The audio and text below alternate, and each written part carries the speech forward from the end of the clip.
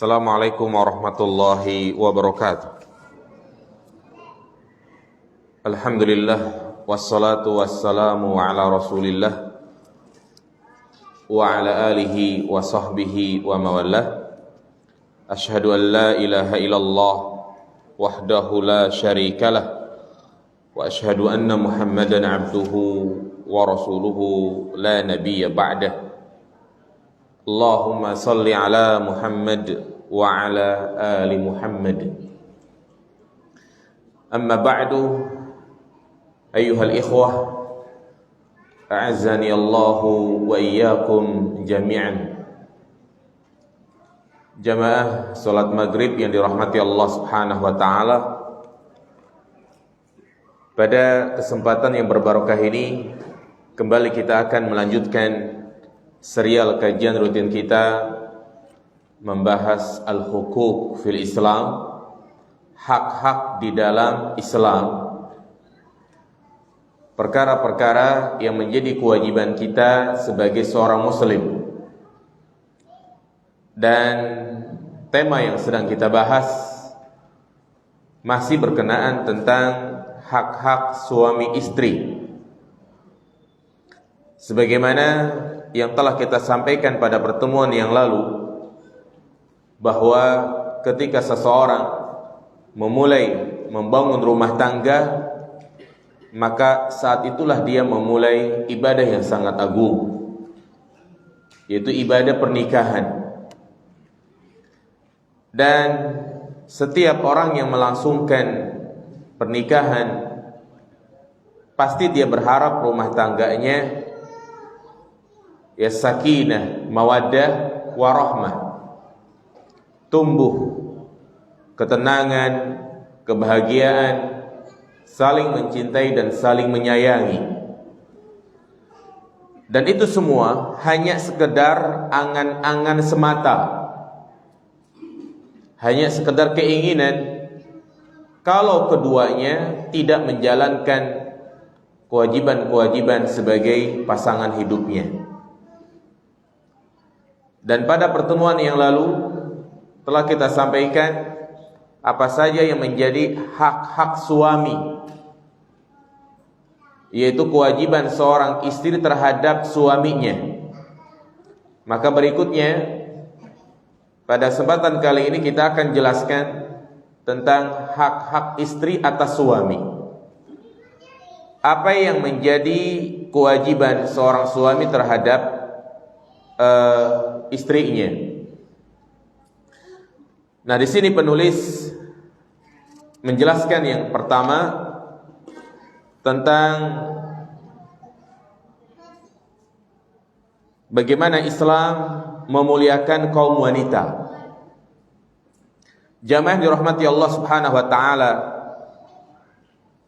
ketahuilah bahwasanya dengan diutusnya Nabi kita Muhammad sallallahu alaihi wasallam membawa syariat baru, membawa agama baru, yaitu agama Islam, di antara tujuannya adalah untuk memuliakan kaum wanita yang sebelumnya mereka itu direndahkan, dihinakan, dikucilkan.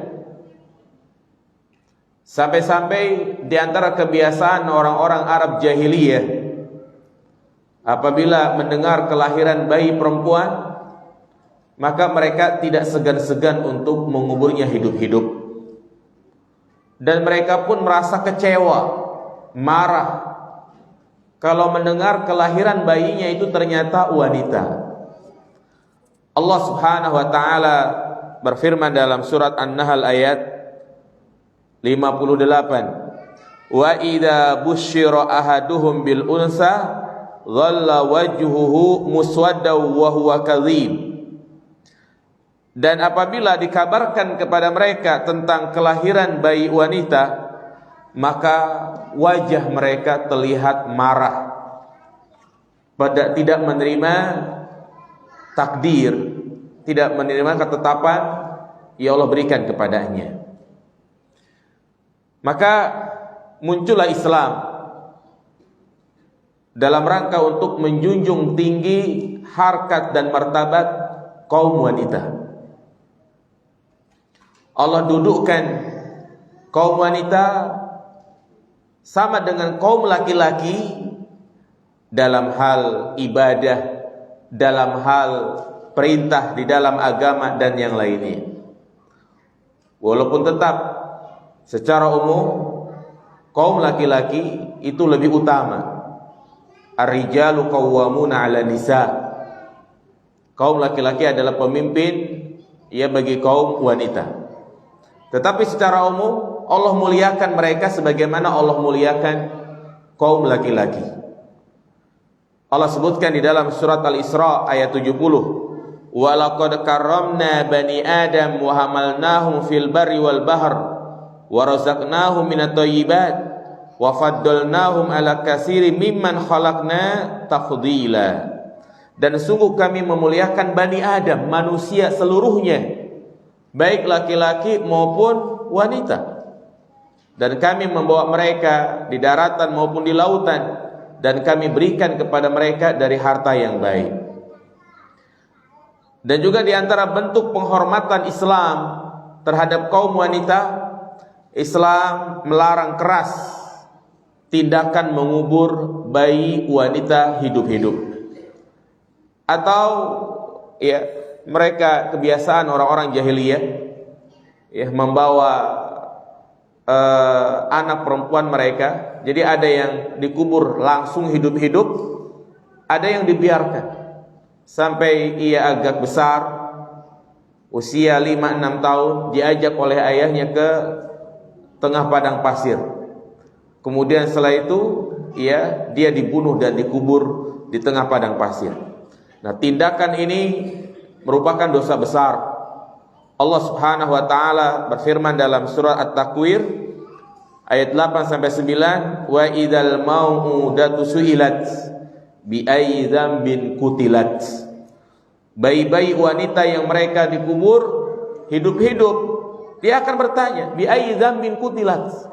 Karena dosa apa mereka dikubur? Ya. Nah,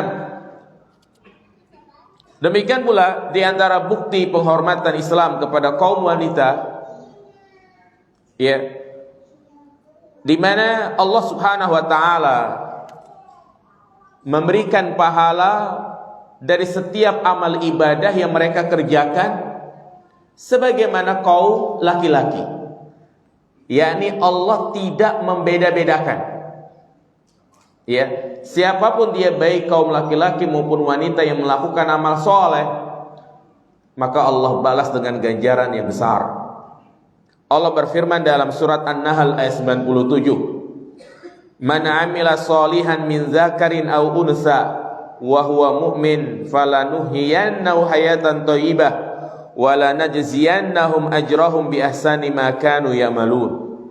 Barang siapa yang melakukan amal soleh, baik laki-laki maupun perempuan, dia dalam keadaan beriman, maka kami akan sediakan baginya kehidupan yang baik, dan kami balas mereka dengan balasan yang lebih baik dari apa yang mereka kerjakan. Di sini Allah Subhanahu wa taala mensejajarkan antara laki-laki dan perempuan dalam masalah amal. Allah tidak membeda-bedakan. Ya. Karenanya, siapakah yang paling mulia di kalangan manusia? Apakah laki-laki dan perempuan? Ya, ini kita tidak bisa mengatakan laki-laki yang lebih mulia, wanita yang lebih mulia, tetapi dilihat dari amal mereka masing-masing. Bisa jadi laki-laki yang lebih mulia jika ketakwaannya lebih tinggi daripada kaum wanita, atau juga sebaliknya. Nah, makanya Allah sebutkan innal muslimina wal muslimat wal mu'minina wal mu'minat wal qanitina wal qanitat was-sadiqina was-sadiqat was-sabirina was-sabirat wal khashiina wal khashiat wal mutasaddiqina wal mutasaddiqat was-shaimina was-shaimat wal hafizina furujahum wal hafizati waz-zakirina Allah katsira waz-zakirat. Nah, dalam ayat ini Allah sebutkan, yaitu surat Al-Ahzab ayat 35, di mana Allah memberlakukan ya pahala yang besar bagi laki-laki dan juga wanita, muslim, muslimah, mukmin, mukminah, yang taat dari kalangan laki-laki, perempuan, yang bersedekah dari kalangan laki-laki dan juga perempuan. Nah, dan juga di antara bukti penghormatan Islam terhadap kaum wanita, ya, bahwa Islam menjadikan berbuat baik kepada wanita ini menjadi tameng, penghalang masuk ke dalam neraka.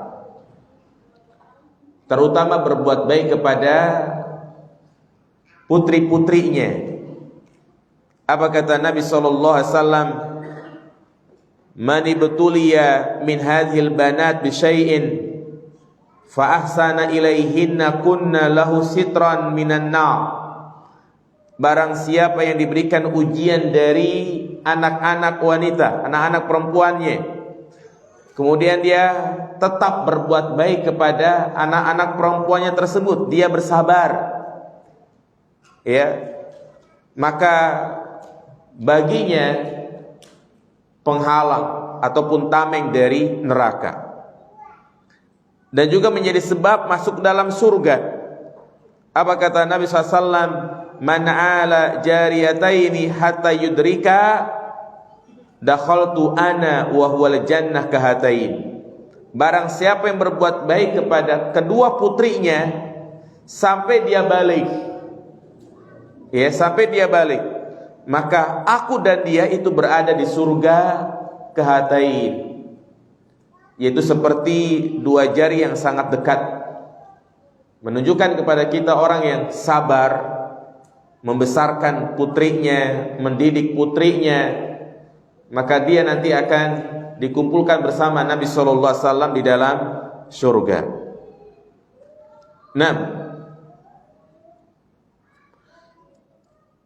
Nah, kemudian jemaah dirahmati Allah Subhanahu wa taala, di antara bentuk penghormatan Islam terhadap kaum wanita adalah apa yang menjadi pembahasan kita, di mana para suami hendaknya memperhatikan hak-hak mereka. Dan di dalam membangun rumah tangga, ketika seorang melangsungkan akad nikah, bukan hanya sekedar untuk melampiaskan hasrat biologi saja, tetapi tujuan menikah lebih dari itu. Dan yang paling besar tujuan dari pernikahan adalah dalam rangka keriduan Allah Subhanahu wa taala. Karena dalam pernikahan inilah banyak sekali berbagai macam ibadah yang sebelumnya mungkin dia belum mendapati ibadah tersebut. Misalnya bersabar di dalam menghadapi pasangan hidupnya, yang mungkin sebelum menikah dia belum mendapati problem-problem yang ada. Nah, ketika dia harus bersabar menghadapi istrinya ataupun suaminya, maka disitulah pundi-pundi pahala, disitulah menuntut dia untuk bersabar. Kemudian kehadiran di tengah-tengah mereka ini juga menjadi peluang pahala bagi dia. Makanya subhanallah jamaah dirahmati Allah Subhanahu wa taala, setiap ujian yang Allah berikan kepada kita, kalau kita menganggapnya itu adalah sebagai peluang pahala, maka insya Allah ringan untuk kita jalani. Kalau kita menganggapnya itu ada gangguan hidup, problem, tangan, benalu, maka yang ada dia itu ya bosan, nggak betah, stres, bahkan menyesal, ya, sehingga kesudahannya adalah kesedihan, suudzon kepada Allah dan yang lainnya. Nah, karena itu diantara hak-hak istri yang harus ditunaikan oleh para suami ini ada dua macam. Yang pertama ada al-hukuk al-maliyah, dan yang kedua al-hukuk ghair maliyah.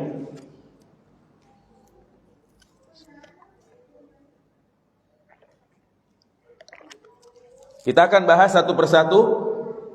Yang pertama al-hukuk al-maliyah, yakni hak-hak harta yang berkaitan dengan harta. Apa yang menjadi kewajiban seorang suami ketika dia menikah? Maka kewajiban yang pertama adalah memberikan mahar, yang pada asalnya tidak ada kewajiban bagi kita untuk memberikan harta kepada wanita siapa saja. Ya. Baik itu wanita menjadi tetangga kita, atau guru, atau siapa saja kerabat, tidak ada kewajiban untuk memberikan harta. Tetapi kalau dia menikahi seorang wanita, maka saat itulah dia wajib untuk memberikan apa? Mahar. Dalam bahasa Arab disebut namanya as-sodaq. Dan di dalam bahasa Arab kalimat yang tersusun dari kalimat so, da, qaf, maka itu artinya benar atau bukti. Ya, makanya mahar disebut namanya as-sodaq, karena ketika seorang laki-laki memberikan harta kepada wanita, ini menjadi bukti benarnya cinta dia kepada wanita tersebut. Demikian pula sedekah. Ya, dikatakan sedekah, Nabi mengatakan as-sadaqatu burhanun. Sedekah itu menjadi bukti benarnya keimanan dia kepada Allah, di mana dia lebih cinta kepada Allah daripada apa? Hartanya. Karena yang namanya sedekah menuntut bagi kita untuk mengeluarkan apa yang kita cintai. Dan harta adalah sesuatu yang dicintai oleh manusia, dan dia dituntut untuk melepasnya. Maka dikatakan sedekah. Demikian pula mahar, hukumnya adalah wajib. Allah Subhanahu wa taala berfirman, "Wa atun nisaa shadaqatihinna nihlah." Berikanlah wanita-wanita, istri-istri kalian, berupa mahar. Apabila dia tidak mampu memberikan mahar, maka ini dianggap sebagai apa? Hutang. Harus dibayar sesuai dengan permintaan yang ada. Dan kalau ada yang bertanya, apa mahar nikah yang paling bagus? Mungkin terbayang di benak kita, yang paling bagus adalah berupa logam mulia, berupa perhiasan, berupa kendaraan. Ternyata tidak. Nabi SAW mengatakan dalam hadis Uqbah bin Amir, khairus shadaq aisaruh. Sebaik-baik mahar adalah yang paling mudah, yakni yang paling mudah diusahakan oleh si suami. Jadi jangan mempersulit, ya. Dan mahar itu jamaah sekalian adalah sesuatu yang bisa dimanfaatkan, yang berguna bagi si istri, apapun bentuknya, baik berupa uang, kendaraan, tempat tinggal, pakaian, maka semua saja yang bernilai. Artinya semua apa saja yang dikatakan sebagai harta yang bisa dimanfaatkan dan juga bisa digunakan. Jadi nggak cukup mahar itu hanya sekedar hafalan Al-Quran, ya. Kadang-kadang ada sebagian orang ketika melakukan akad nikah dengan mahar menghafal atau membaca surat Ar-Rahman. Apa manfaat yang didapatkan bagi wanita tersebut? Tidak ada. Kalau ada yang mengatakan, bukankah ada di antara para sahabat yang memberikan mahar dengan Al-Quran? Itu maksudnya bukan hafalan, tetapi mengajarkan wanita tersebut membaca apa? Al-Quran. Ya. Jadi kalau dia ingin memberikan mahar berupa bacaan Al-Quran, Tidak cukup hanya itu, tetapi dia berikan harta yang lainnya. Ini yang pertama, memberikan mahar. Jadi mahar dalam bahasa Arab apa? As-sadaq. Kemudian yang kedua, itulah pengertian nafkah. Allah Subhanahu wa taala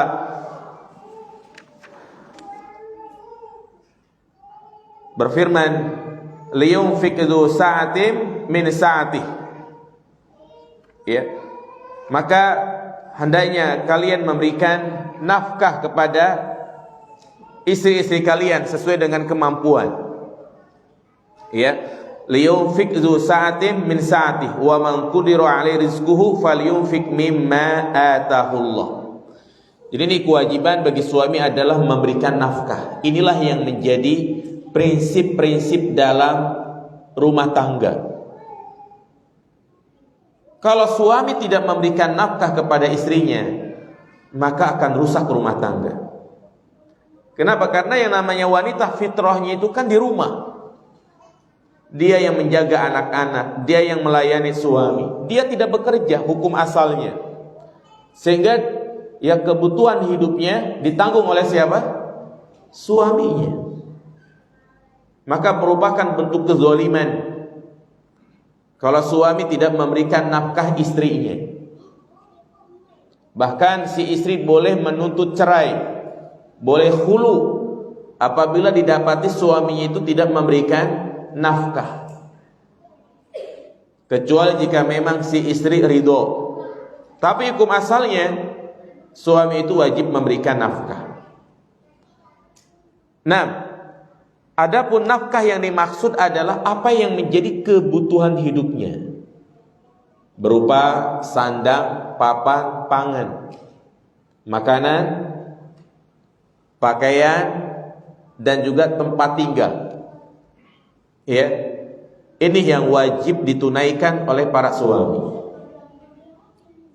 Enggak boleh misalnya si istri pakaiannya sudah pada robek atau usang, kemudian dia meminta kepada suaminya, suaminya bilang, beli pakai duitmu sendiri. Ya, wajib bagi suami untuk membelikan pakaian buat istrinya. Makan juga demikian. Apa batasannya? Adakah diatur dalam syariat berapa duit kita memberikan uang belanja kepada istri? Apakah sehari 50.000 ataukah 100.000 atau sejuta, 2 juta? Ini kembali kepada apa? Urf yang dianggap wajar. Ya. Jadi jangan terlalu hemat dan juga jangan terlalu boros. Nah, ya kalau kita hidup di Tangerang misalnya, Tangerang kota, di Poris, ngasih uang belanja ke istri setiap hari 10.000, cukup gak jamaah sekalian?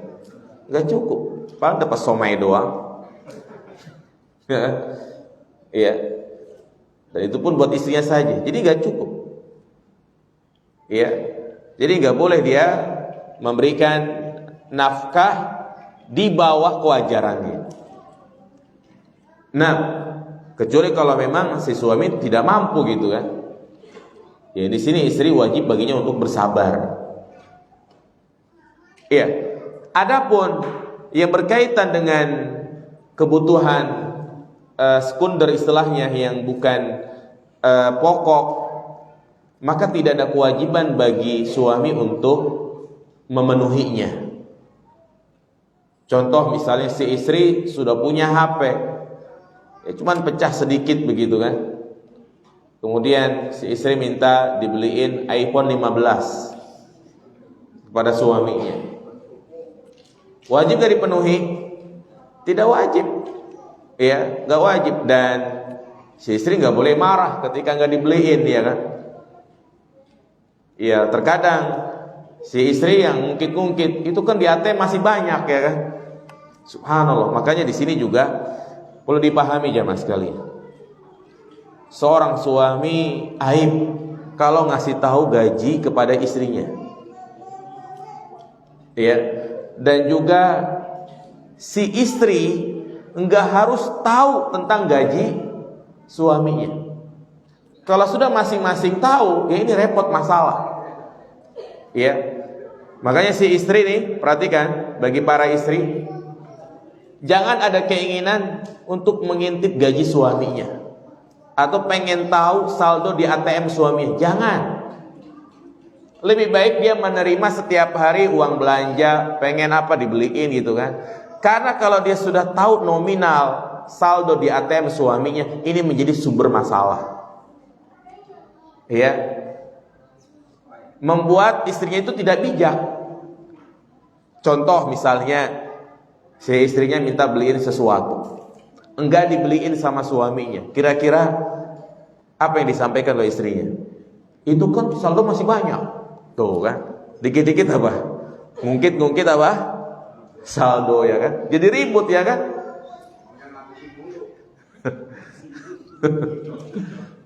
Nah, ya jadi ya sudah, yang penting mah istri itu dapat uang belanja, terpenuhi kebutuhan pokoknya, selesai.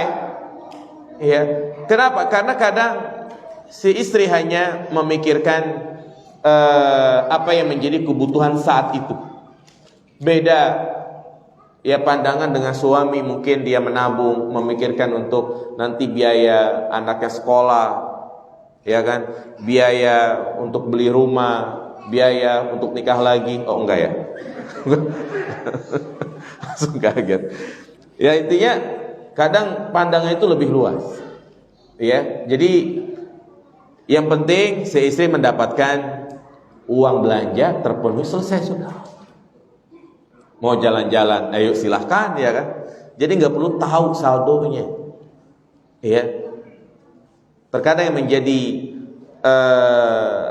percikan cekcok di dalam rumah tangga, ya ketika si istri dikit-dikit ngungkit ini, ngungkit itu ya kan. Dia minta beliin sesuatu, kemudian suaminya mengatakan, udah sabar dulu. Langsung dia bilang, kemarin kan kamu bisa beli ini, beli itu. Ya. Nah, dan juga hendaknya suami memberikan tempat tinggal sendiri untuk istrinya. Ini bagian dari nafkah. Ya, artinya tidak boleh suami menggabungkan antara mertuanya dan istrinya. Ini hukum asalnya nggak boleh. Jadi sekali lagi, suami wajib memberikan tempat tinggal sendiri untuk istrinya, baik rumah sendiri ataupun kontrak. Yang penting jangan dicampur sama mertuanya, yakni orang tua suaminya. Ini hukum asalnya. Kecuali kalau memang si istri ridho. Kalau istri nggak mau, saya mau tinggal sendiri aja, maksudnya nggak mau tinggal sama ibu mertua, maka si suami nggak boleh memaksa. Nggak boleh dia mengatakan kamu harus ikut apa kata saya, nggak boleh. Dikatakan oleh Al-Imam Al-Kisai, walau arada zauju ayuskinaha ma'adurratiha au ma'a ummahaiha ka ummi zauji au ukhtihi au bintihi min ghairiha wa aqaribiha fa abadzalika alaih fa inna alaihi ayuskinaha manzilan munfarida. Seandainya suami meminta istrinya untuk tinggal bersama keluarganya, mungkin bersama ibunya atau bersama saudaranya, adiknya, kakaknya, atau kerabat dekatnya, kemudian si istri enggan, menolak, maka wajib bagi suami untuk mencarikan tempat tinggal sendiri, yakni jangan bercampur. Karena tadi saya katakan tempat tinggal termasuk nafkah yang apa? Yang wajib. Tidak bisa dia mengatakan kamu harus taat sama suami, ikut apa kata saya, tidak bisa. Demikian oleh Imam Qudamah mengatakan, walaysa lirrajuli ayajma'a baina imra'atayhi fi maskanin wahid. Juga tidak diperbolehkan seorang suami menggabungkan istri-istrinya di satu tempat tinggal, di satu rumah. Ghairu ridhoha sagiran au kabiran, li'anna hadha yuaddi ad-darar min al-adawah wa istima'ihima fayuaddi ila al-khusumah. Ya, jadi kalau memang dia punya istri 2 ataupun 3, maka diberikan tempat tinggal masing-masing, tidak boleh dikumpulkan di satu rumah. Walaupun beda kamar tetap tidak diperbolehkan, karena ini bisa menimbulkan permusuhan, cekcok, perselisihan dan yang lainnya. Ya. Nah, jadi intinya di dalam mengatur keuangan rumah tangga, Islam telah memberikan arahan. Allah Subhanahu wa taala menyebutkan tentang sifat-sifat ibadur rahman, walladzina idza anfaqu lam yusrifu wa lam yaqturu wa kana baina dzalika qawama. Ibadur rahman mereka itu apabila menginfakkan hartanya, yakni mengeluarkan hartanya tidak berlebih-lebihan dan juga tidak terlalu hemat, tetapi dia tengah-tengah. Ya. Dan ayat ini merupakan salah satu prinsip dalam mengatur keuangan di rumah tangga. Jadi Islam begitu jelas, begitu sempurna. Masalah mengatur keuangan dalam rumah tangga pun diatur. yakni kita menghindari 2 hal. Yang pertama boros, dan yang kedua terlalu hemat, yang disebut pelit. Ya, terlalu boros tidak boleh. Ya, makanya Allah Subhanahu wa taala menyebutkan innal mubadzirina kanu ikhwana syayatin. Sesungguhnya orang-orang yang mubazir itu boros, termasuk saudaranya syaitan. Lalu bagaimana bentuk dikatakan boros dalam membelanjakan harta? Dikatakan boros di dalam membelanjakan harta ada 2 keadaan. Yang pertama, dia membelanjakan hartanya untuk sesuatu yang haram. Walaupun itu hanya sedikit, jika untuk dibelanjakan sesuatu yang haram yang menimbulkan madorot, maka itu termasuk pemborosan. Apa contohnya? Punya duit 3.000, 4.000, dibeliin 1 batang gisamsu misalnya.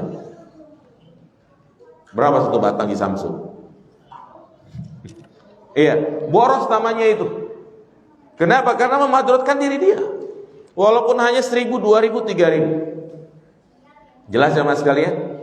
Sebaliknya, berapapun yang kita keluarkan jumlahnya, jutaan, ratusan juta untuk sedekah, maka tidak ada istilahnya apa?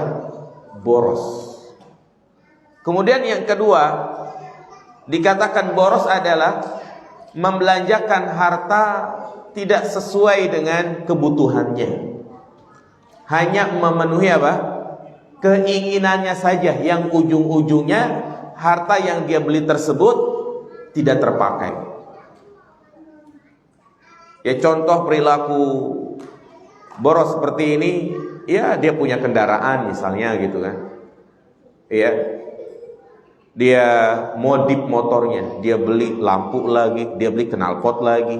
Kemudian knalpot yang bawaan pabrik dia simpen di gudang. Ini boros namanya. Ya. Kecuali kalau dia membeli barang yang baru, barang yang lama tetap dia manfaatkan atau dia jual. Makanya kalau bisa kita di rumah itu gak punya gudang. Gudang hanya untuk menyimpan barang-barang yang akan kita pakai.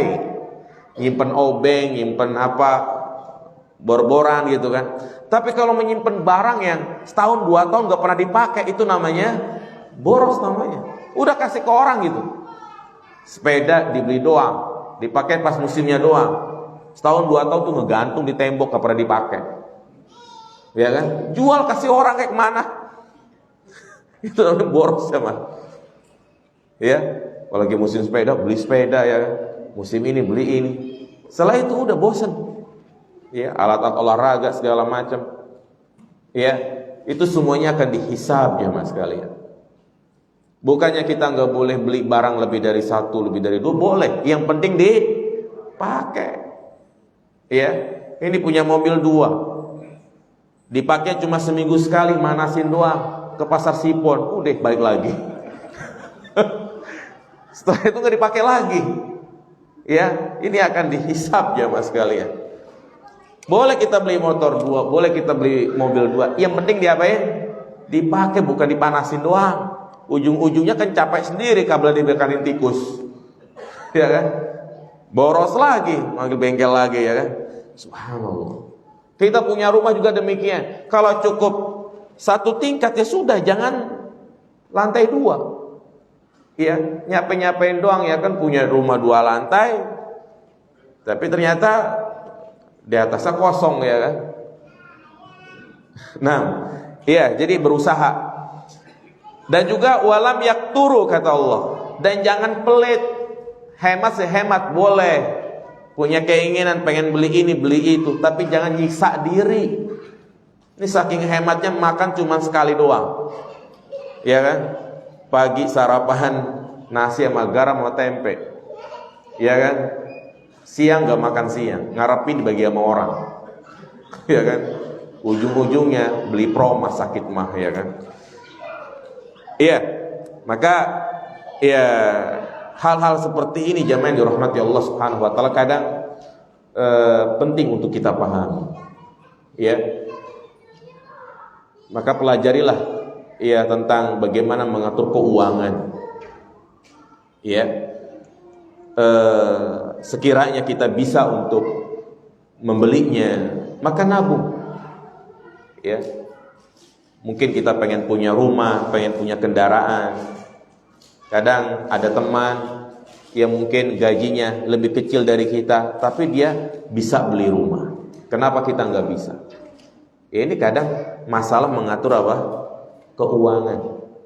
Kalau memang cukup dia makan dengan cara masak sendiri sehingga lebih hemat, itu lebih bagus daripada setiap hari ya dia makannya di mana? Di luar. Setiap bertanya sama istrinya, hari ini kita makan di mana? Jagarawa, Kampung Kecil. Artinya boros, ya kan? Subhanallah. Jadi kuliner mulai kuliner gitu kan. Ya. Kemudian jamaah dirahmati Allah Subhanahu wa taala, bagaimana kalau misalnya si istri tidak diberikan nafkah? Dan dia ketahui bahwasanya suaminya itu punya duit. Bolehkah dia mengambilnya? Boleh. Sebagaimana Hindun mengeluh datang kepada Nabi SAW menceritakan tentang suaminya Abu Sufyan. Apa kata Nabi? Khudhi min mali bil ma'ruf ma yakfiki wa yakfi baniki. Ambillah hartanya dengan cara yang ma'ruf, yang mencukupimu dan juga mencukupi anak-anakmu. Jadi boleh mengambil harta suami untuk kebutuhan. Ya. Namun bolehnya ini sesuai dengan kadarnya. Misalnya untuk bayar SPP sekolah, untuk makan gitu kan. Jangan berlebih-lebihan. Ya. Terus bagaimana kalau misalnya si istri bekerja? Terkadang istrinya memiliki gaji lebih besar. Apakah tetap si suami memberikan nafkah? Jadi sekali lagi misalnya si istrinya bekerja atau dia berjualan berdagang. Pertanyaannya, apakah si suami tetap wajib memberikan nafkah? Maka perhatikan jamaah masalah ini. Ya. Mungkin jawaban yang kita tahu wajib diberikan nafkah, ya kan? Tapi para ulama memberikan perincian. Yang pertama, perhatikan. Kalau disampaikan di akad, artinya mungkin sebelum menikah, si istri sudah mengajukan syarat. Ya. Nanti kalau memang kita jadi menikah, kata istrinya, saya mau bekerja. Kata suaminya, ya sudah silakan, terserah kamu. Maka kalau memang ini terjadi sebelum akad atau pas akad, maka si suami tetap wajib memberikan apa? Nafkah. Nah, tapi kalau ini terjadi setelah menikah, ya, maka jika suaminya tidak mengizinkan, ini suami berhak untuk tidak mengizinkan. Kalau suami tidak mengizinkan, maka dia tidak boleh bekerja. Ya. dan suami tetap wajib memberikan nafkah. Atau si suami juga boleh memberikan syarat. Suami boleh memberikan apa? Syarat. Apa syaratnya? Boleh kamu bekerja, boleh kamu jualan, tapi hasilnya bagi dua sama saya. Boleh. Kenapa? Karena yang menjadi kewajiban si istri adalah melayani suaminya. Ketika dia bekerja, maka berkurang pelayanan terhadap suaminya. Ya, karena itu sebisa mungkin bagi istri untuk tidak bekerja selama kebutuhannya terpenuhi, ya kan? Maka bersikaplah qanaah, apa adanya. Ya, karena beda rasanya wanita yang enggak pegang duit sama yang punya duit, beda. Hawanya beda, hawanya. Ya. Iya. Kadang lebih mudah dia untuk menantang suaminya, ya kan? Artinya boleh-boleh saja dia bekerja, tapi jangan sampai dengan dia bekerja sehingga dia melalaikan kewajiban dia sebagai seorang istri. Dan juga banyak fitnahnya kalau dia bekerja di kantor, ketemu sama laki-laki yang ganteng, yang lebih tampan, yang lebih perhatian sama dia. Ini terjadi perselingkuhan gara-gara seperti ini. Banyak terjadi. Apalagi kalau misalnya dia ada masalah dengan suaminya, kemudian sampai di kantor ada laki-laki yang bertanya, dia curhat, kena sudah. Ya, itulah dampak buruk dari wanita apa? Bekerja. Azan. Kita sholat isya dulu, baru nanti kita lanjutkan al-huquq ghair maliyah. Hak-hak yang bukan berkaitan dengan harta.